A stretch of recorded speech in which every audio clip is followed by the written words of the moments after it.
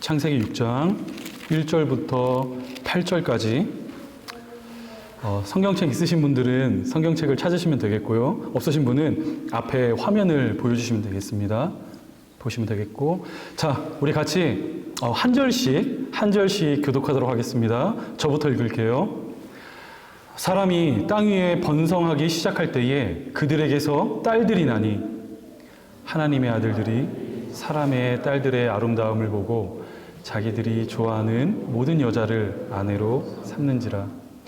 여호와께서 이르시되 나의 영이 영원히 사람과 함께하지 아니하리니 이는 그들이 육신이 됨이라. 그러나 그들의 날은 120년이 되리라 하시니라.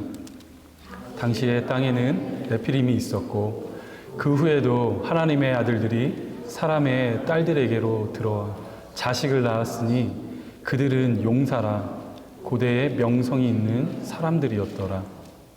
여호와께서 사람의 죄악이 세상에 가득함과 그의 마음으로 생각하는 모든 계획이 항상 악할 뿐임을 보시고 땅에 사람 지으셨음을 한탄하사 마음에 근심하시고 이르시되 내가 창조한 사람을 내가 지면에서 쓸어버리되 사람으로부터 가축과 기는 것과 공중의 새까지 그리하리니 이는 내가 그것들을 지었음을 한탄함이니라 하시니라. 같이 읽겠습니다. 시작. 그러나 노아는 여호와께 은혜를 입었더라. 아멘. 오늘 말씀의 제목입니다. 그러나 노아는 여호와께 은혜를 입었더라. 그러나 노아는 여호와께 은혜를 입었더라 라는 제목으로 하나님 말씀 증거하도록 하겠습니다. 우리는 지난주 기독교 핵심 진리 그 첫 번째 시간으로 하나님의 사랑에 관하여 말씀을 살펴보았습니다. 그리고 이번 주는 그 두 번째 시간으로 하나님의 은혜에 관하여 말씀을 살펴보고자 하는데, 주안에 사랑하는 여러분, 은혜라는 개념은 기독교를 보다 바르게 이해하고 또한 하나님의 살아계심과 그분의 풍성한 사랑을 온전히 누리기 위한 핵심 키워드가 됩니다. 성경을 보시면 이 은혜라는 단어가 참 자주 반복적으로 등장하고 있다는 사실을 우리는 확인할 수가 있는데, 특별히 바울 사도가 남기고 있는 13편의 서신서, 이 편지들을 보시면요, 모두가 똑같이 은혜로 시작하고 은혜로 마무리되고 있다는 사실을 확인할 수가 있어요. 시간 관계상 다 볼 수는 없고요. 제가 몇 가지만 간추려 왔는데 한번 말씀 보실까요? 빌립보서입니다. 빌립보서부터 볼게요. 빌립보서 1장 2절에 말씀이 이렇게 기록되죠. 하나님 우리 아버지와 주 예수 그리스도로부터 은혜와 평강이 너희에게 있을지어다. 빌립보서 마지막, 주 예수 그리스도의 은혜가 너희 심령에 있을지어다. 에베소서입니다. 에베소서 1장, 하나님 우리 아버지와 주 예수 그리스도로부터 은혜와 평강이 너희에게 있을지어다. 마지막 6장, 우리 주 예수 그리스도를 변함없이 사랑하는 모든 자에게 은혜가 있을지어다.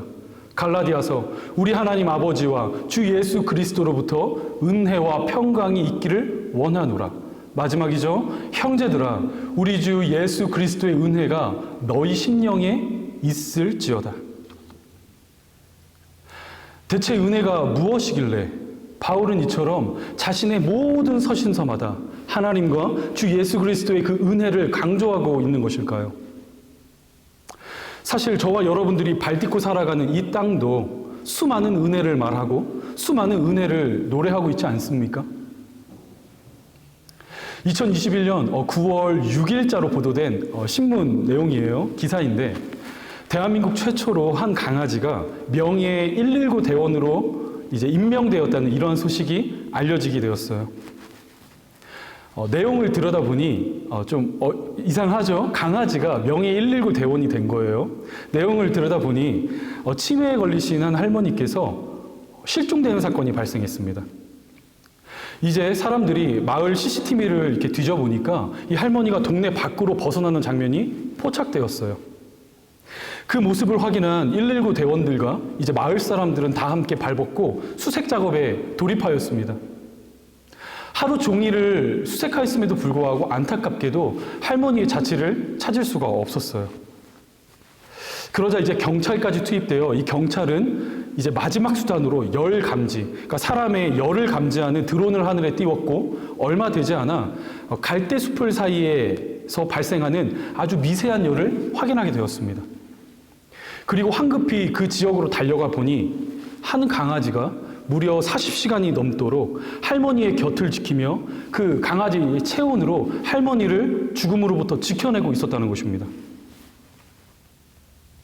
이 강아지는 알고 보니 유기견이었다고 해요. 유기견, 그러니까 길거리를 배회하는 떠돌이 강아지였는데 한 3년 전부터 할머니와 연을 맺게 되었고 지난날 자신을 먹이고 길러주고 보살펴준 이 은혜를 드디어 할머니께 갚게 되었다는 것입니다. 주 안에 사랑하는 여러분, 어떠십니까? 참으로 감동적인 이야기가 아닙니까?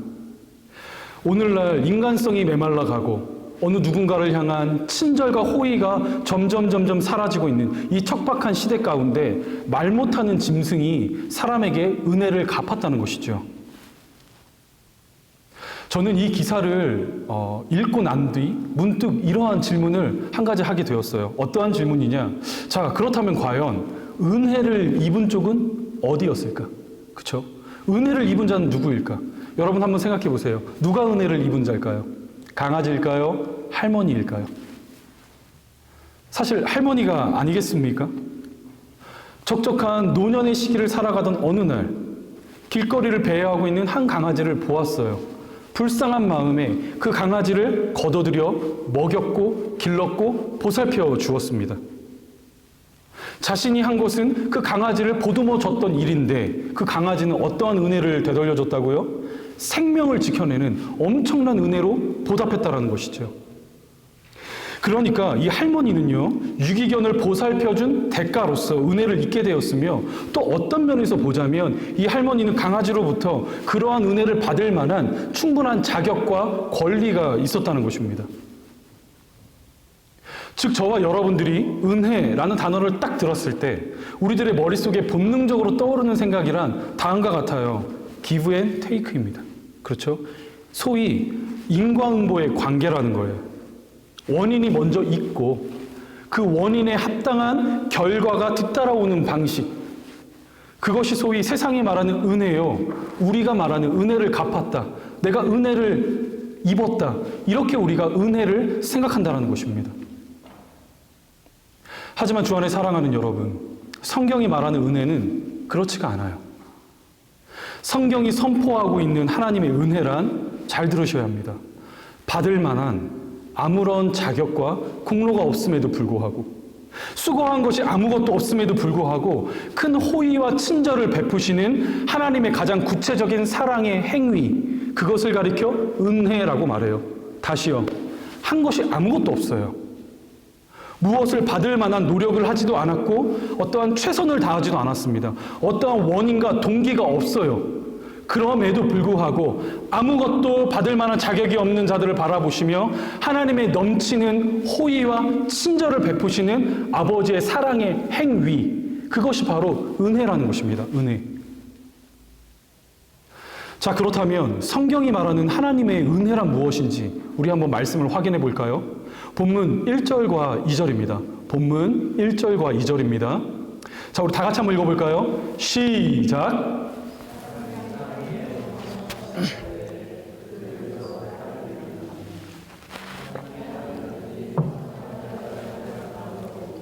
자기들이 좋아하는 모든 여자를 아내로 삼는지라. 아멘.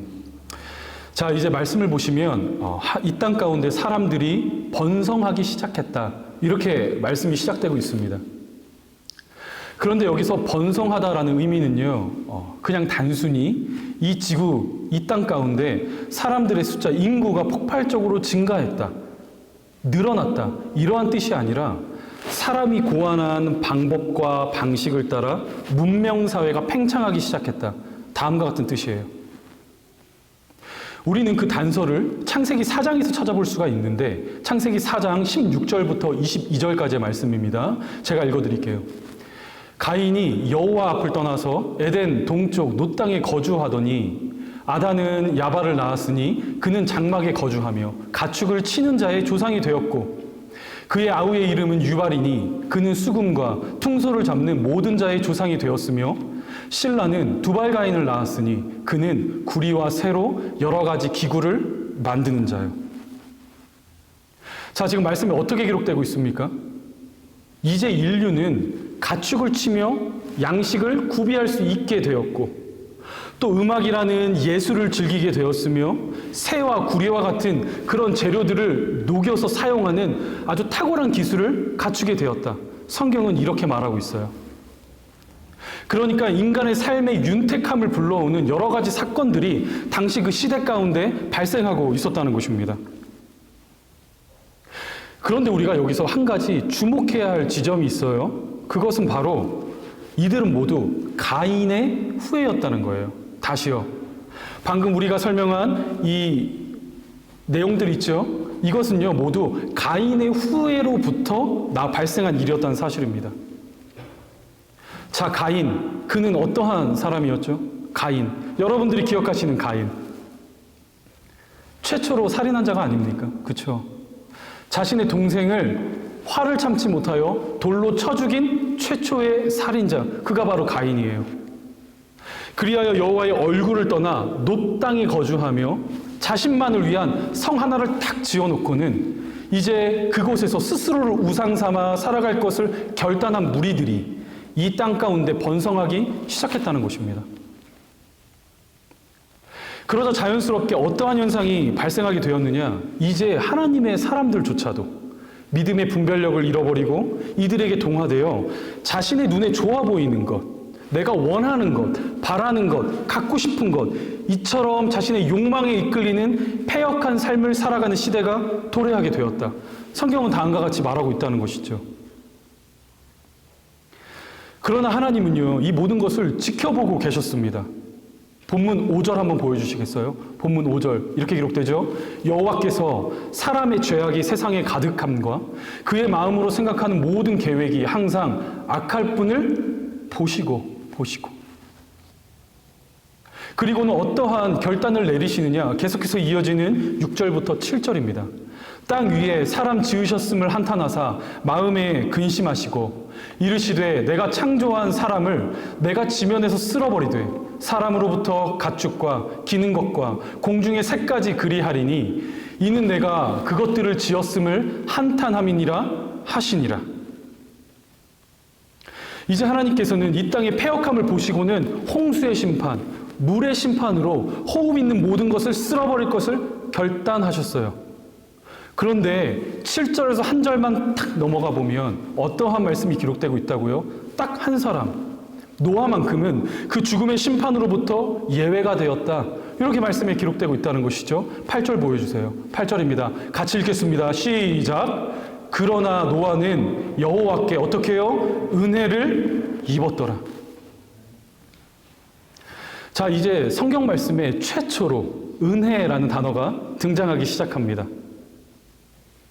앞서 설명해 드렸지만 저와 여러분들에게 익숙한 이 은혜의 개념이란 무엇이었죠? 인과 응보의 관계였지 않습니까? 무엇인가 원인이 있어야 그 원인에 합당한 결과가 따라 나오는 방식, 내가 무엇인가 큰 친절과 호의를 받았기 때문에 그에 상응한 은혜를 갚는 이러한 행위, 이것이 바로 저와 여러분들에게 익숙한 이 세상에서 말하는 은혜예요. 은혜. 하지만 성경은 은혜를 말하며 아무런 이유도 원인도 밝히지 않는 데 어떻게 말하고 있다고요? 그러나 노아는 여호와께 은혜를 입었더라. 분명 간혹가다 어떠한 분들은 그 다음에 이어지고 있는 9절 말씀을 근거로 노아가 구원을 받았다. 괜히 노아가 구원을 받은 것이 아니라 거기에는 분명한 이유가 있다. 이렇게 말씀하시는 분들도 계세요. 9절입니다. 이것이 노아의 족본이라. 노아는 의인이요 당대의 완전한 자라. 그는 하나님과 동행하였으며. 자, 어떠세요? 에이, 목사님 거보세요. 말이 됩니까? 하나님이 아무런 이유도 없이 노아를 괜히 구원하셨을까요? 이유가 있잖아요. 이유가. 그는 의인이요 당대의 완전한 자라. 이러한 모습으로 이 세상을 살아갔기 때문에 하나님께서 노아를 구원하시지 않았겠습니까? 이렇게 생각하시는 분들도 계시다는 것입니다. 하지만 주 안에 사랑하는 여러분, 그렇지 않아요. 절대로 그렇지 않습니다. 성경이 저와 여러분들을 바라보는 눈이란 사람은 자신의 선한 행실과 선한 공로와 선한 동기를 통하여 절대로 구원에 이를 수 없는 존재다. 이렇게 선언하고 있습니다. 즉 어머니의 모태로부터 태어난 모든 인생들은 죄의 문제를 해결할 수 있는 그 실력이 눈꼽만큼도 없다는 거예요. 따라서 노아도 분명 하나님의 심판대 위에 올라서야 했습니다. 왜요? 그도 그 동시대를 살아가며 죄를 먹었고 죄를 마셨고 죄를 노래했고 그 마음으로 생각하는 모든 것이 악하였기 때문이에요. 하지만 하나님께서 특별히 그를 부르시며 구원하시겠다는 그 하나님의 선택, 하나님의 예정하심, 이것이 바로 은혜라는 것입니다. 즉 은혜란 내가 한 것이 아무것도 없음에도 불구하고 내가 손의 수고를 아무것도 하지 않았고 그 어떤 공로와 자격이 없음에도 불구하고 이유를 알 수 없이 베푸시는 하나님 아버지의 사랑의 행위, 그것이 바로 은혜라는 것이죠. 여러분 솔로몬의 인생을 한번 떠올려 보세요. 다들 익숙하시잖아요. 솔로몬이 누구인지 제가 설명해 드리지 않아도 다들 알고 계시죠? 저는요, 이 솔로몬의 인생을 묵상할 때마다 제 머릿속에 떠오르는 한 가지 단어는 은혜입니다. 은혜. 은혜라고 말하지 않으면 절대로 설명할 수 없는 것이 바로 솔로몬의 인생이에요. 그는 자신의 위에 9명이나 되는 형들이 있었습니다. 그럼에도 불구하고 20살이라는 어린 나이에 이스라엘의 왕위에 오를 수가 있었어요. 또 그는 인류 역사상 가장 지혜로웠던 자요. 또 이스라엘 역사상 단 한 번도 전쟁을 치르지 않은 유일한 왕으로 기록되고 있기도 합니다. 뿐만이 아니라 3,000편이 넘는 잠언 말씀을 남겼고 전도서와 아가서와 같은 말씀을 통하여 이스라엘 백성들의 삶에 실제적인 지침을 안겼던 그 시대의 참 스승이요 참 선생이었다는 것이죠. 하지만 그에게 주어진 실제적인 하나님의 은혜가 만약 그가 이 땅을 살아가며 누렸던 많은 부, 많은 명예, 어린 나이에 왕위에 올랐다, 이것이 솔로몬에게 주어진 하나님의 은혜가 아니라 하나님께서는 아무런 자격이 없는, 받을 만한 아무런 공로가 없는 솔로몬을 선택하셔서 하나님의 존귀한 자녀 삼아 주셨다. 바로 이 지점에 솔로몬의 그 인생을 뒤흔들 만한 그 은혜가 놓여져 있다는 것이죠. 사무엘하 12장 말씀을 보세요. 사무엘하 12장입니다. 제가 읽어드릴게요. 다윗이 그의 아내 밧세바를 위로하고 그에게 들어가 그와 동침하였더니 그가 아들을 낳음에 그의 이름을 솔로몬이라 하니라. 여호와께서 그를 사랑하사 선지자 나단을 보내 그의 이름을 여디디아라 하시니 이는 여호와께서 그를 사랑하셨기 때문이더라. 자, 이제 말씀을 보시면 솔로몬의 탄생에 관하여 말씀이 기록하고 있는데 그의 탄생을 어떻게 밝히고 있죠? 솔로몬의 부모가 누구라고요? 다윗과 밧세바. 밧세바, 우리아의 아내가 아닙니까? 즉 불륜의 관계 속에서 태어난 수치의 자식이었다는 거예요. 당시의 시대는 오늘날과 다르게 한 사람의 핏줄, 가문, 혈통을 굉장히 중요하게 여기는 시대였습니다. 그 블러드 라인을 따라 산 사람의 등급이 나눠지는 그러한 안타까운 시대였어요. 따라서 불륜의 자식으로 이 땅을 살아간다는 것, 여러분 말처럼 쉬웠을까요? 아니에요. 솔로몬이 길거리에 딱 등장하기만 해도 많은 사람들이 수군거리기 시작했을 것입니다. 저거 봐, 저거 봐, 저거. 저거 죄악의 자식 아니야. 불륜의 관계 속에서 태어난 수치의 자식 아니야. 이러한 사람들의 지탄과 원망과 손가락질을 받으며 그는 이 땅을 살아가야만 했고 그렇게 역사 속으로 사라질 수밖에 없는 인생, 그것이 바로 솔로몬이었다는 것이죠. 하지만 말씀에 어떻게 기록되고 있었습니까? 어떻게 해요? 여호와께서 그를 사랑하사 그의 이름을 여디디아라 하시니 이는 여호와께서 그를 어떻게 해요? 사랑하셨기 때문이더라. 여디디아라는 이름의 뜻은 여호와께서 그를 사랑하셨다, 이러한 뜻입니다. 그러니까 솔로몬은요 하나님께 택함 받을 아무런 자격과 아무런 공로가 없음에도 불구하고 그러나 여호와께서 그를 사랑하사 그리고 그래서가 아니라 그러나의 인생으로 그를 부르시며 주신 이름이 바로 여디디아였다는 것이며, 이것은요 솔로몬이라는 어느 개인의 인생뿐만이 아니라 오늘 이 자리 가운데 참석하셔서 하나님 앞에 예배하고 있는 저와 여러분 모두에게 주신 동일한 이름이요 동일한 하나님의 은혜라는 것입니다. 그런데 저는 오늘 이 시대를 바라보며 참 가슴에 안타까움을 느끼고 큰 통증을 느끼고 있는 지점이 한 가지가 있어요. 그것은 바로 하나님의 은혜라 반응할 수 있는 성도들의 그 믿음의 감각이 점점 더 사라져가고 있다는 것입니다. 나를 하나님의 자녀 삼아주신 그분의 은혜, 나를 하나님의 백성으로 불러주신 아버지의 은혜, 죄인임에도 불구하고 의인이라 칭해주신 그 하나님의 넘치는 은혜가 있음에도 불구하고 오늘날 저와 여러분들 하나님의 은혜를 어떻게 고백하죠? 내가 갖고 싶은 것, 내가 하고 싶은 것, 내가 누리고 싶은 것, 내 자녀가 잘 되는 것, 이런 일이 나에게 주어졌을 때 이것이야말로 하나님의 은혜예요. 나는 그분께로부터 복을 받았다. 여러분 그렇게 고백하고 있지는 않습니까? 이 모습은요 마치 노아 시대를 살아가던 당시의 사람들의 모습과 조금도 다르지 않아요. 똑같습니다.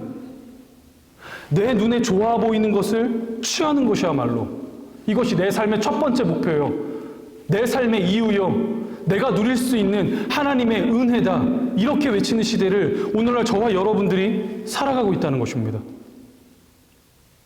그래서 어느덧 우리가 자랑해야 할 거 하나밖에 없잖아요. 여러분들의 실력일까요? 여러분들의 자격일까요? 오늘날 소위 말하는, 제가 정말 좋아하지 않는 이야기인데, 금수저, 은수저, 그게 가장 친한 말입니까? 우리 성도가 자랑해야 하는 것 딱 한 가지, 예수 그리스도의 공로 아닙니까? 우리를 위하여 십자가 지신 예수 그리스도의 보혈의 십자가 사건, 그것만을 붙들고 자랑하며 외치겠다 말하는 성도들조차 이제 하나님의 은혜를 어떻게 느끼게 되었느냐? 공로주의에 입각한 기복주의적인 신앙생활을 하기 시작했다는 거예요. 좀 쉽게 설명하자면 이런 거죠. 주님, 보이시죠? 제가 지금 열심히 기도하고 있는 것 하나님 알고 계시죠? 제가 새벽에 한 번 빠지지 않고 하나님 앞에 나와 열심히 기도하고 있습니다. 주님 보이시죠? 저 이렇게 신앙생활하고 있어요. 비즈니스를 하며 그렇게 바쁜 삶의 현장 속에서도 주일 예배 한 번 빠지지 않고 모두 다 지켜내고 있습니다. 이 모습 잘 보셔야 돼요. 주님, 제가 드리는 헌금 기억하여 주셔야 합니다. 1불 1센트도 틀리지 않고 딱딱 구별하여 하나님께 온전히 올려드리고 있어요. 여러분, 그래서 그 결론은 과연 무엇입니까? 제가 이만큼 했으니, 제가 이만큼 드렸으니 그에 합당한, 그에 상응하는 은혜를 제게 부어주세요. 주 안에 사랑하는 여러분, 그러나 성경은 하나님의 은혜를 그렇게 말하고 있지 않아요. 저와 여러분이 무엇인가를 하고 무엇인가의 결실을 거두어 하나님께 올려드린 만큼 그에 상응하는 은혜를 주세요 라고 하나님의 은혜를 설명하고 있지 않습니다. 다음과 같이 말하고 있어요. 에베소서입니다. 에베소서 2장 4절부터 5절이요. 긍휼이 풍성하신 하나님이 우리를 사랑하사 그 큰 사랑을 인하여 허물로 죽은 우리를 그리스도와 함께 살리셨고 너희는 은혜로 구원을 받은 것이라. 계속해서 이어지는 8절과 9절입니다. 너희는 그 은혜에 의하여 믿음으로 말미암아 구원을 받았으니 이것은 너희에게서 난 것이 아니요 하나님의 선물이라. 행위에서 난 것이 아니니 이는 누구든지 자랑하지 못하게 함이라. 그래서 바울은 하나님께로부터 아무리 그 셀 수도 없는 많은 은혜를 누렸음에도 불구하고 다음과 같이 고백하고 있어요. 그는 분명요 이방인의 사도가 되어 많은 교회들을 세웠습니다. 그렇죠? 전국 방방곡곡을 뛰어다니며 하나님의 교회를 세웠고 주 예수 그리스도의 복음을 전하기 위하여 모든 손의 수고를, 삶의 모든 노력을 쏟아부었던 하나님의 일꾼이었어요. 그런데 그 바울이 하나님의 은혜를 어떻게 고백하고 있는지 한번 보십시오. 고린도전서 15장 10절입니다. 그러나 내가 나 된 것은 하나님의 은혜로 된 것이니 내게 주신 그의 은혜가 헛되지 아니하여 내가 모든 사도보다 더 많이 수고하였으나 내가 한 것이 아니요 오직 나와 함께 하신 하나님의 은혜로라. 그래서 저는 문득 저를 만나주시고 찾아오신 그 하나님의 은혜를 머릿속에 떠올릴 때면, 기억할 때면요, 감격할 수밖에 없어요. 감사를 드릴 수밖에 없습니다. 왜요? 만약 제가 저의 실력과 노력으로 하나님의 은혜를 받고자 한다면 여러분 그게 가당키나 하겠습니까? 만약 저의 실력을 가지고 그 높으신 하나님의 공의를 만족시키며 하나님의 기준을 채워 의인이 되고자 했다면 여러분 그게 가능했을까요? 그렇지 않죠. 아마도 저는요, 하나님께 심판을 받아 죽어야 할 첫 번째 대상이었을 거예요.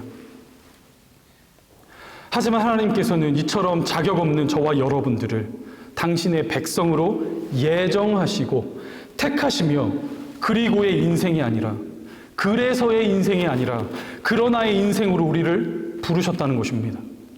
이것이 바로 성도로 부름받은 저와 여러분들이 끊임없이 기억하며 붙들어야 할 하나님 아버지의 은혜라는 거예요. 주 안에 사랑하는 여러분, 이제 말씀을 마무리하도록 하겠습니다. 찬송가 305장을 보시면 이러한 찬송가가 있어요. 그 제목이 나 같은 죄인 살리신이라는 찬송가인데 다들 잘 아시죠? 오늘날 어메이징 그레이스로 모든 사람들에게 더 많이 알려진 그런 찬양이기도 한데, 사실 이 찬양의 가사는 노예 무역상으로 활동하고 있었던 존 뉴턴이라는 분이 쓰신 거예요. 그는 한평생 흑인 노예들을 사고 파는 직업을 통하여 큰 부와 명예를 쌓았던 사람입니다. 그러던 어느 날 평소와 똑같이 노예들을 배에 싣고 항해를 하던 중 예상치 못했던 풍랑과 폭풍을 만나게 되었어요. 그래서 물에 빠져 죽음에 직면했을 때, 그때 자신을 찾아오신 하나님 아버지를 감격적으로 만나게 됩니다. 이후 구원을 받을 만한 아무런 자격이 없는 나 같은 죄인을 아버지께서 살리셨음을, 그 은혜를 잊지 못하며 쓴 가사가 바로 찬송가 나 같은 죄인 살리신이라는 찬양이에요. 여러분 다들 잘 아시죠? 어떤 찬양이죠?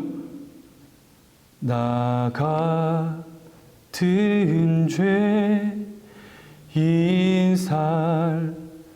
살리신 그 은혜에 놀라와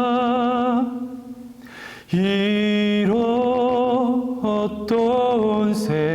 생명 찾았고 광명을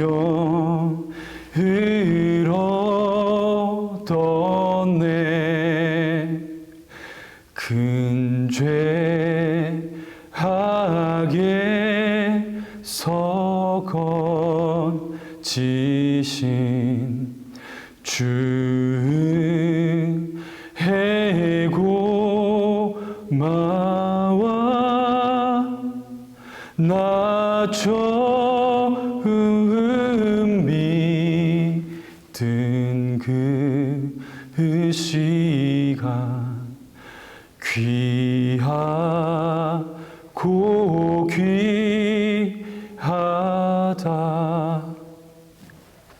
주 안에 사랑하는 여러분, 이 시간 간절히 소망하기는 아무 공로 없는 나 같은 죄인 살리신 그 하나님의 은혜에 믿음으로 반응하고 감격하는 우리 사랑하는 캘거리 제자 삼는 교회 우리 모든 성도님들이 될 수 있기를 주님의 이름으로 소망합니다.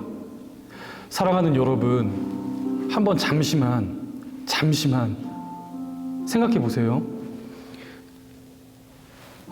정들었던 고국 땅을 떠나 낯선 캐나다 땅에 들어와 지금까지 여러분들이 걸어왔던 그 모든 발자취들을 아주 잠시만 머릿속에 떠올려 보세요.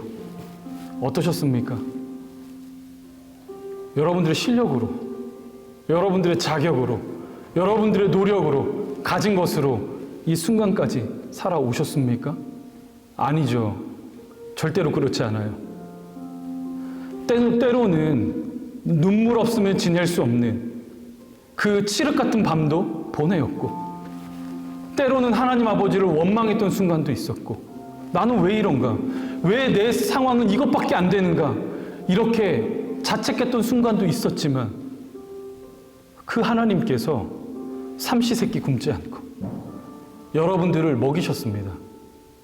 일용할 양식을 부어주셨고, 이른 비와 늦은 비의 은혜로 하나님 아버지께서 이 순간까지 부어주셨잖아요. 인도하셨잖아요.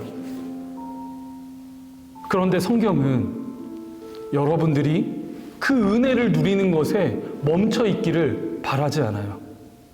하나님께서 그 가슴을 열어, 말씀의 보화를 열어 여러분들에게 들려주고 싶어 하시는 그 은혜의 메시지란, 나는 너의 자격과 그 어떤 공로와 여러분들의 실력과 그 어떠한 보함직한 그 함직함을 보고 내가 너를 택했고 예정했고 사랑한 것이 아니라, 아무런 이유 없이 그 존재만으로 내 사랑을 받기에 조금도 부족함이 없는 내 사랑하는 자녀다, 다음과 같은 하나님의 존귀한 백성이 되는 은혜를 부어주셨습니다. 그 은혜가 우리에게 주어졌다면, 그 하나님의 은혜가 여러분들의 심령 가운데 새겨져 있다면, 우리는 무엇을 감사해야 할까요? 무엇을 가지고 기뻐해야 할까요? 이 험한 세상을 살아갈 때에 무엇을 가지고 나의 자랑이요, 나의 자긍심이라 여러분 그렇게 외쳐야 할까요? 값없이 부어주신 하나님의 은혜가 아니겠습니까? 그리고 그래서가 아니라 그러나의 인생으로 저와 여러분들을 불러주신 그 하나님의 사랑에 감격하는 자, 그들이 바로 성도입니다. 성도. 이 시간 간절히 소망하기는, 나를 사랑하사 나를 위하여 십자가 지신 그 아버지의 놀라운 사랑을 은혜라 고백할 수 있는 그 믿음의 감각들이 우리 캘거리 제자 삼는 교회, 우리 모든 권속들의 심령 속에 되살아날 수 있기를 주님의 이름으로 간절히 축복합니다. 우리 이 시간